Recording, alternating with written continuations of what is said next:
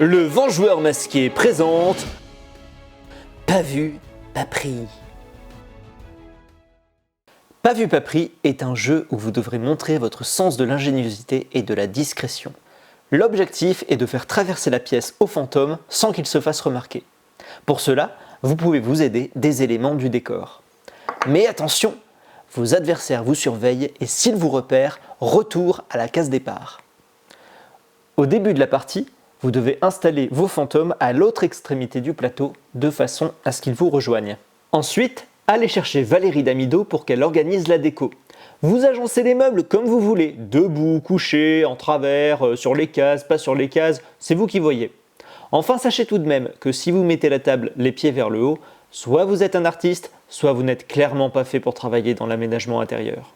Tous les joueurs jouent simultanément. Piochez chacun une carte déplacement et appliquez son effet. Le chiffre correspond au nombre de cases que vous pouvez parcourir. Cependant, vous ne pouvez pas faire traverser tout le hall en une fois à un seul fantôme. Pour faire simple, il ne peut pas entrer et sortir pendant le même tour, sinon c'est carrément trop simple. Vous devez partager le chiffre entre vos différents fantômes. Faites-les avancer et cachez-les dans les endroits les plus improbables. Certaines cartes comportent aussi des meubles. Vous pouvez les déplacer sur le plateau pour découvrir vos adversaires et les empêcher de se planquer. À la fin du tour, les joueurs lancent le dé chacun leur tour pour savoir qui aura la serrure. La serrure, c'est un peu la menace fantôme. Elle permet d'éliminer les fantômes et de les faire retourner à la case départ. Le joueur qui fait le plus gros score obtient la serrure et la place du côté qu'il veut. Ensuite, il rejoue le dé pour savoir devant quelle porte il la place. Puis, il regarde dedans.